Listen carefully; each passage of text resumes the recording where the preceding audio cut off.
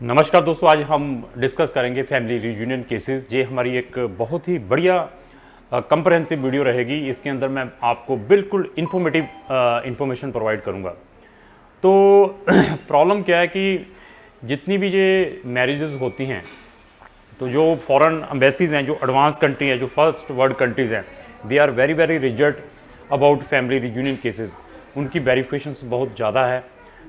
Even they will call for interview, they will check the documents जो भी आपने अपनी फ़ाइल के साथ लगाए होते हैं, उनको वेरीफाई करवाती है थ्रू थर्ड पार्टी।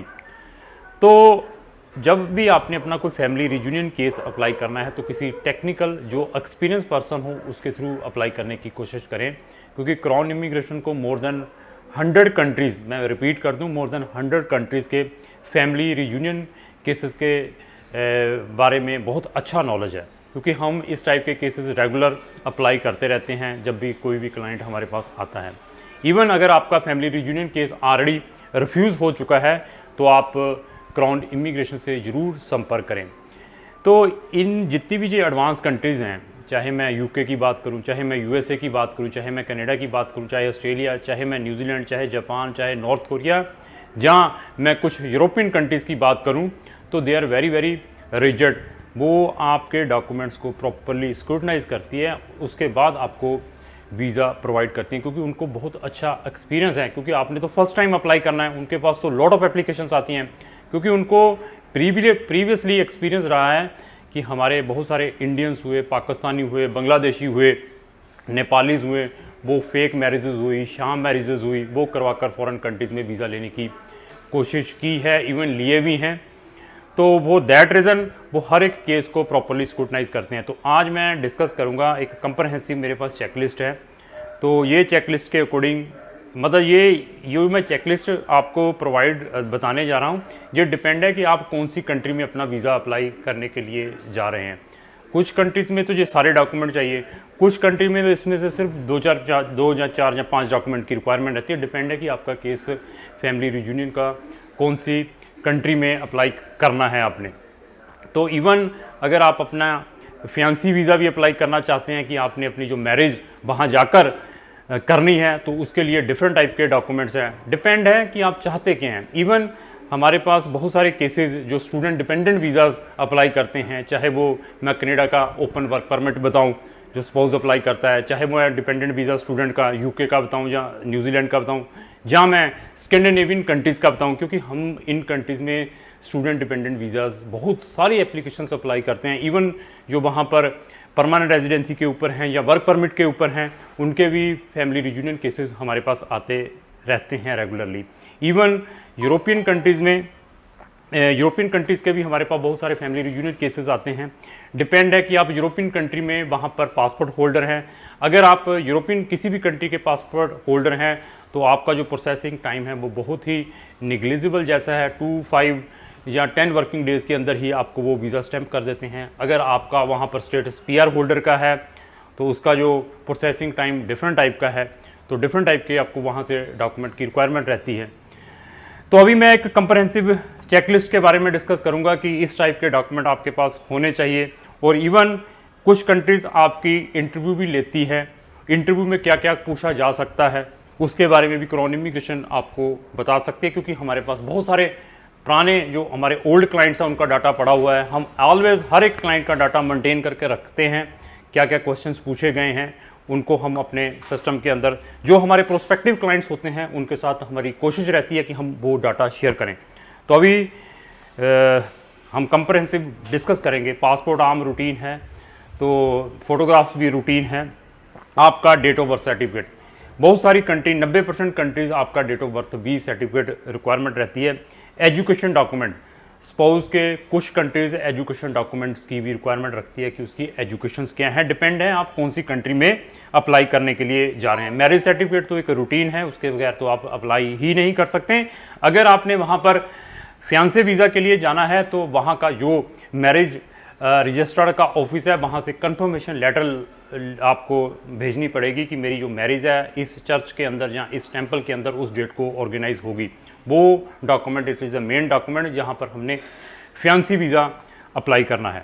इसी तरीके से डेथ सर्टिफिकेट, जहाँ डिवोर्स डिग्री अगर आपकी रीमैरिज है, ये भी it is very important document. तो जॉइंट बैंक अकाउंट आपका होना चाहिए अगर आपकी मैरिज हो चुकी है। इवन आपके जो पासपोर्ट है उनमें स्पाउस का नाम, दोनों के पासपोर्ट में एंडोर्समेंट होना चाहिए, उससे ही मैरिज की ऑथेंटिसिटी पता चलती है। इसी तरीके से आधार कार्ड, स्पाउस का जो आधार कार्ड है वो भी होना चाहिए, और उसके अंदर जो आप जहाँ पर अपने हस्बैंड के घर में रह रहे हैं वो भी एड्रेस चेंज होना चाहिए उस आधार कार्ड के अंदर।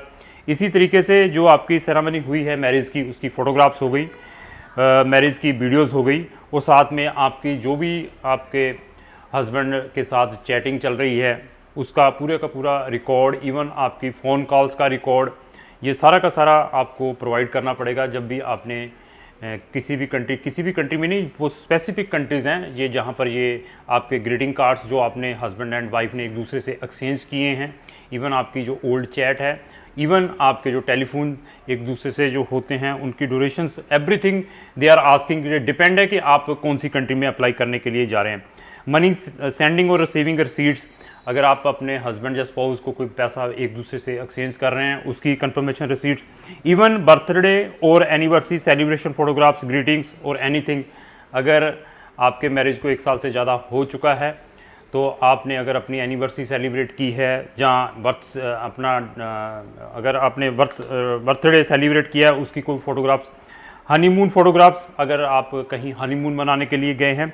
इसी तरीके से hotel receipts where stay together, अगर आप बाहर कहीं पर रहने के लिए किसी होटल में स्टे किया है तो उसकी भी अगर आपके पास रिसीट है जो आपने होटल से ली है जिसके अंदर आप दोनों का नाम होना चाहिए, it is very important.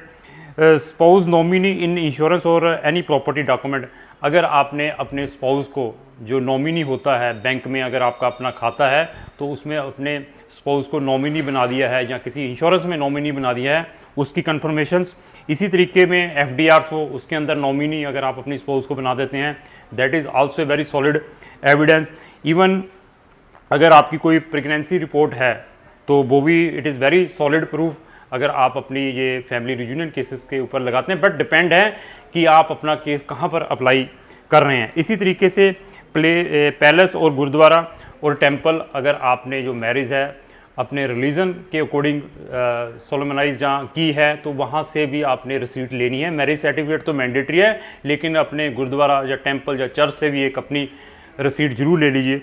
Affidavit from MC sarpanch, और कुछ केसेस में हमें एफिडेविट भी लेना पड़ता है जो म्यूनिसिपल कॉरपोरेशन जो आपका MC है, जहाँ आपके गांव का सरपंच है, उस एफिडेविट में क्या लिखवाना है वो क्राउन इमिग्रेशन आपको बताएगा। डिपेंड है कि आप कौन सी कंट्री में अपना वीज़ा अप्लाई कर रहे हैं।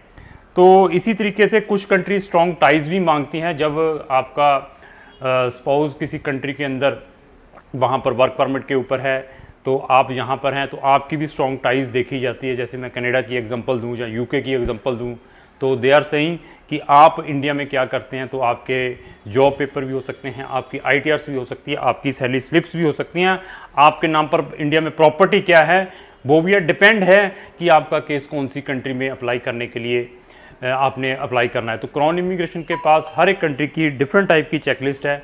अगर आपका केस ऑलरेडी रिफ्यूज़ड हैं जहाँ अप्लाई करना चाहते हैं तो क्राउन इमिग्रेशन का ज़रूर ओपिनियन लीजिए। क्राउन इमिग्रेशन आपको बेस्ट से बेस्ट राय दे सकती है। अभी आपने अपने फॉरेन से स्पाउस के क्या क्या डॉक्यूमेंट मंगवाने हैं, this is also very important. उसका पासपोर्ट है जहाँ उनका वैलिड वीज़ा है, अगर वो वहाँ पर जॉब कर रहे हैं उनकी job paper, salary slips, bank statement वहाँ की, उनके बैंक में वहाँ पर सफिशिएंट फंड होने चाहिए, और साथ में उनके टैक्स पेपर उस रिस्पेक्टिव कंट्री में जहाँ पर वो जॉब कर रहे हैं। Accommodation paper is very important कि आपने दोनों ने फॉरेन कंट्री में जाकर रहना कहाँ है वो भी साथ में आपने ज़रूर लगाना है। इसी तरीके से अगर वो आपका वहाँ पर जो स्पाउस है वहाँ पर कुछ स्टडी कर रहा है तो वहाँ के स्टडी के पेपर होने चाहिए, कौन से उसने सेमेस्टर क्लियर कर लिए उसकी ट्रांसक्रिप्ट होनी चाहिए। डिपेंड है कि आप कौन सी कैटेगरी में अपना वीज़ा अप्लाई करने के लिए जा रहे हैं। तो साथ में इनविटेशन लेटर, डिपेंड है कौन सी कंट्री में आपने अप्लाई करना है, वहाँ से किस टाइप का इनविटेशन आता है, उसके लिए क्राउन इमिग्रेशन आपको फॉर्मेट भी प्रोवाइड कर सकती है। तो अगर आपका केस फैमिली रियूनियन का है, हमारे पास 100 कंट्रीज़ है, किसी भी वो कंट्री में अप्लाई करना चाहते हैं, ऑलरेडी फेड हो चुके हैं, 10 बार भी रिफ्यूज़ हो चुका है फैमिली रियूनियन केस, और आपकी मैरिज जेन्युइन है, तो आप इमीडिएटली क्राउन इमिग्रेशन के ऑफिस में संपर्क करें। क्राउन इमिग्रेशन आपको बेस्ट से बेस्ट गाइडेंस प्रोवाइड कर सकता है।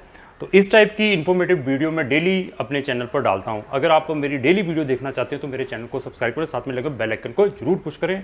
लास्ट में यही रिक्वेस्ट है, अगर आपको जो मेरी वीडियो अच्छी लगी इसको लाइक एंड शेयर करना ना भूलें। Thank you.